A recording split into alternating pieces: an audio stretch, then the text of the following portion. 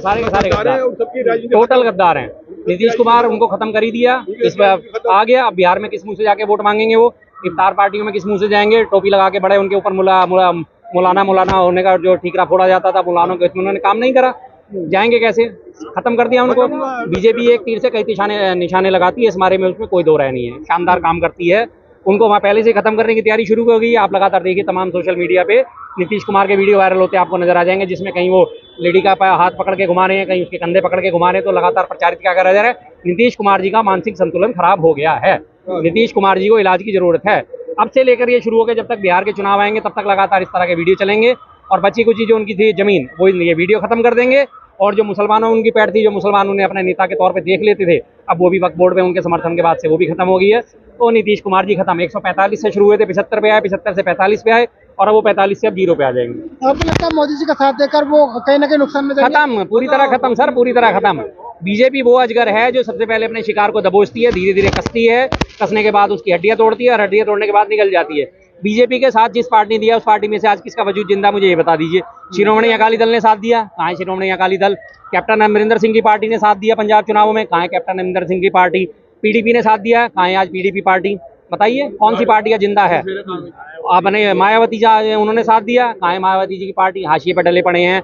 एकनाथ शिंदे ने साथ दिया था, एकनाथ शिंदे के खिलाफ आज लगातार आंदोलन पर जोर पकड़ने शुरू हो गए हैं। अजीत पवार ने साथ दिया था, अजीत पवार अभी तक, जब तक उनके पास पैसा है, रकम है, जब तक 70,000 करोड़ के घोटाले से वो कुछ अपनी हिस्सेदारी हासिल नहीं कर लेगी बीजेपी, तब तक वो उनके सगे हैं। उसके बाद अजीत पवार भी आपको कहीं ना कहीं मूंगफलियां बेचते नजर आएंगे।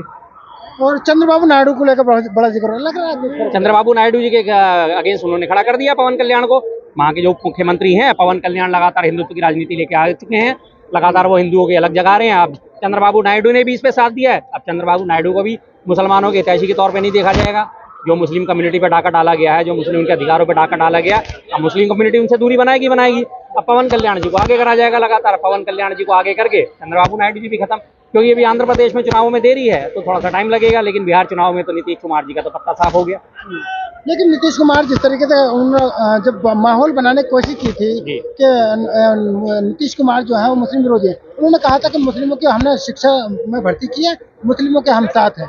लगता है उसका जो अब हुआ है उसे जनता भूल जाएगी। यही तो मुसीबत है सर, देश की हमारे सबसे बड़ी मुसीबत ये है कि जनता भूलती बहुत जल्दी है। सबसे बड़ी मुसीबत हमारे देश की ये है कि जनता बहुत जल्दी भूल जाती है, 2 दिन या 3 दिन भी नहीं लगते, और जनता अपने बड़ी से बड़ी घटनाओं को भुला देती है। प्रॉब्लम क्या है? क्योंकि लोगों को रोजी रोटी से फुर्सत नहीं है सर। आज अगर घटनाओं को याद रख के कल उसके बारे में बात करेंगे तो कमाने कौन जाएगा? बच्चों को कैसे खिलाएंगे, बच्चों की फीस कैसे भरेंगे, मकान का किराया कैसे देंगे? तो अल्टीमेटली उसे अपने काम धंधे में लगना पड़ता है। जब 12 घंटे आदमी नौकरी करेगा, 8 घंटे नौकरी करेगा, 3-4 घंटे आने जाने में खर्च करेगा, 11-12 घंटे उसकी एनर्जी खत्म हो जाएगी, तो उसे राजनीतिक तौर पर याद क्या रहेगा? कुछ भी याद नहीं रहेगा, उसे पेट भरना है अल्टीमेटली। तो वक्फ बोर्ड का बिहार में असर होगा? हर जगह असर होगा, हर जगह असर होगा इसका, लेकिन इनके फेवर में नहीं होगा।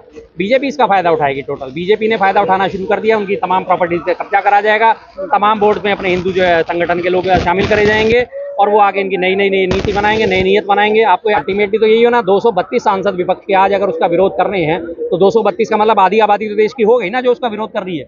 लेकिन संख्या बल पे आज वो जीत गए, जयंत चौधरी और अपने नीतीश कुमार और नायडू साहब और 2 चिराग पासवान जैसे 4-5 गद्दारों की वजह से आज वो जीत गए हैं। उन्होंने वक्फ बोर्ड को लिया है। जयंत चौधरी की जहाँ बात होती है, वो चाहे मुस्लिम और जो जाट हैं उनकी लगभग बराबर जनसंख्या उसके आधार पर होती है, लेकिन ऐसी स्थिति में उन्हें वोट देना बीजेपी के समर्थन में कहा सकते हैं। सर कहाँ है जयंत चौधरी की? अब क्या है हैसियत? उन्होंने कहा मैं चवन्नी नहीं हूँ जो पलट जाऊंगा, चवन्नी नहीं हूँ जो पलट जाऊंगा। किसान आंदोलन में जयंत चौधरी के ऊपर कितनी लाठियां बरसाई थी इसी बीजेपी सरकार ने, और जाके उन्हीं की गोद में बैठ गए।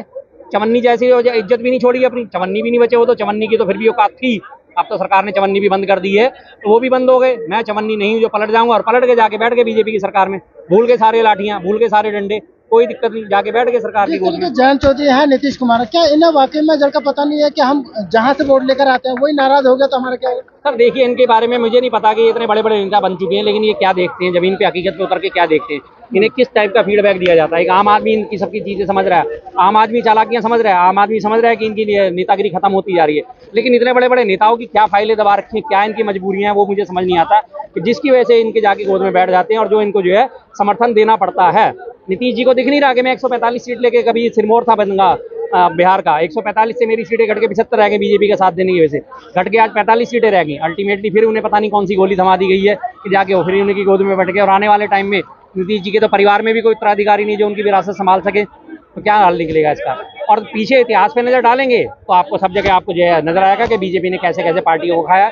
पीडीपी वो खा गए, शिरोमणि अकाली दल वो खा गए, कैप्टन अमरिंदर सिंह की पार्टी वो खा गए, तमाम पार्टी को इन्होंने गड़प कर लिया। लेकिन इनको नजर नहीं आता, पता नहीं इन्हें कौन सी तोता पर रट्टा बना दिया जाता है। जो चारों नेता हैं, क्या लगता है बीजेपी ने इनका शिकार किया है?